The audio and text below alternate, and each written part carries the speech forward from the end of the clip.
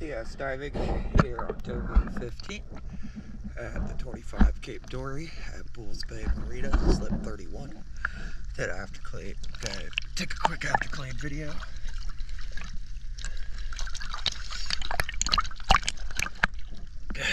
Cleaned up and looking pretty good. I do have two things to note. More than likely it was during the storm, but it looks like it came up against the dock a little bit here and here. It doesn't seem like any kind of serious damage, just a couple chips out of your paint, and you are getting a tiny bit of oxidation starting on your keel. You might not be able to see it on the video, but I'll point at it.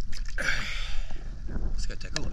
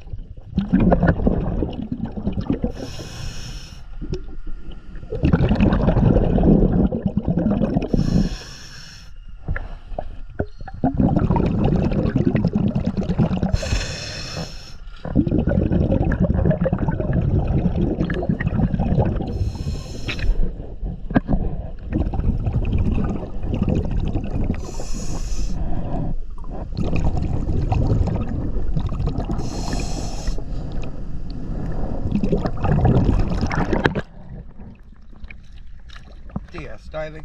Thank you.